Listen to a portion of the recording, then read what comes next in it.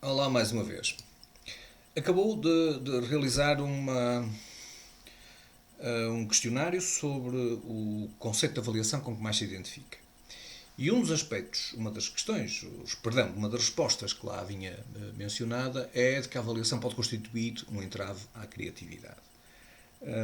Até admito que possa ter-se sentido tentada, a assinalar essa resposta como uma daquelas a que mais adere, pelo facto de, em muitos casos, infelizmente, a avaliação constituir um entrave à criatividade. Mas, como facilmente será percebido, não é seguramente esse o principal conceito de avaliação, nem é desejável que seja. Mas a esse respeito, eu gostava de lhe contar uma história. Esta história vem na net, não é da minha autoria. Não sei se é verdadeira, se não é, mas como dizem os italianos, se non è vera, é bem trovato. E, portanto, se não é verdadeiro, pelo menos é bem apanhado. E esta história chama-se a história do barómetro. E reza assim. Há algum tempo atrás, perdão, eu vou ler a história tal e qual como ela é contada, e portanto ela é contada na primeira pessoa por um professor, delegado professor, um colega nosso. Há algum tempo atrás recebi o convite de um colega para servir de árbitro na revisão de uma prova. Tratava-se de avaliar uma questão de física que tinha recebido nota zero. O aluno contestava tal avaliação, alegando que merecia nota máxima pela resposta, a não ser que houvesse uma conspiração do sistema contra ele. Professor e aluno concordaram em submeter o problema a um juiz imparcial e eu fui o escolhido. Chegada à sala do meu colega, li a questão da prova que dizia: mostrar como se pode determinar a altura de um edifício bem alto com o auxílio de um barómetro. A resposta do estudante foi a seguinte: leve o barómetro ao alto do edifício, amarre-lhe uma corda, baixe o barómetro até ao passeio, em seguida levante, meça o comprimento da corda, esse comprimento será igual à altura do edifício. Sem dúvida era uma resposta interessante e de alguma forma correta, porque satisfazia o enunciado e, portanto, por momentos eu vacilei quanto ao verdicto.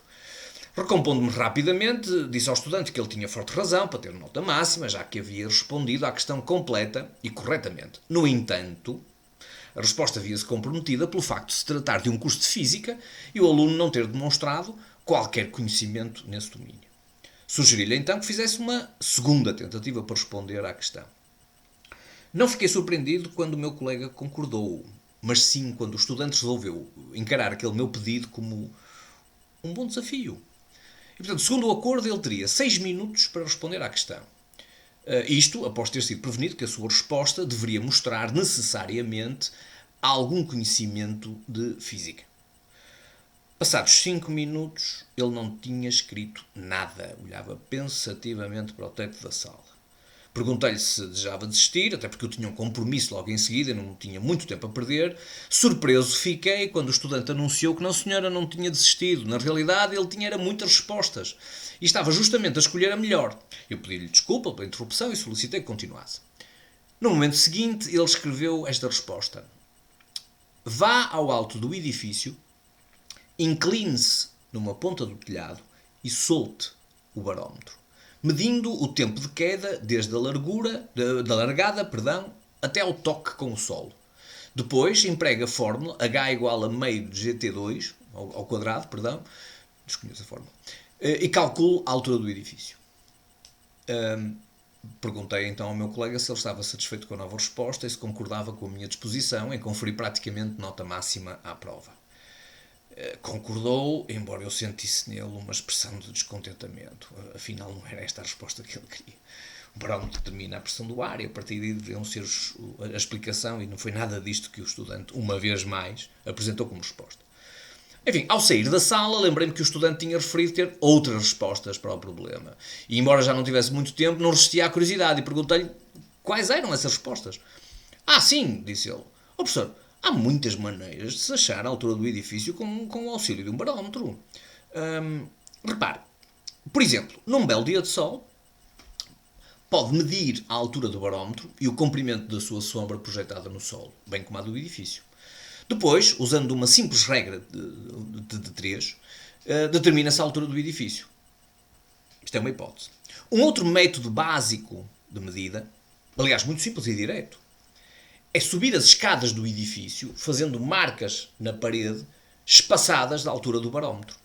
Contando o número de marcas, ter-se a altura do edifício em unidades barométricas. Um método mais sofisticado seria amarrar o barómetro na ponta de uma corda e balançá-lo como um pêndulo, o que permite a determinação da aceleração da gravidade, que é o G.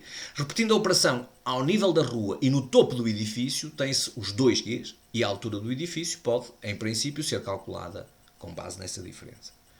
Finalmente, e se não for exigida uma solução física para o problema, existem outras respostas.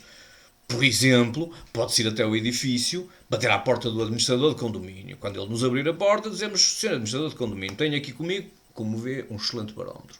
Se o senhor me disser qual é a altura do edifício, eu ofereço-lhe o barómetro.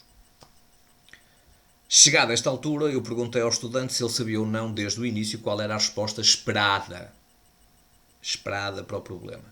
Ele admitiu que, obviamente, que sabia a resposta, mas estava tão farto com as tentativas dos professores de controlar o seu raciocínio e cobrar respostas prontas com base em informações mecanicamente arroladas, que ele resolveu contestar aquilo que considerava, em grande medida, uma farsa. A história do barómetro.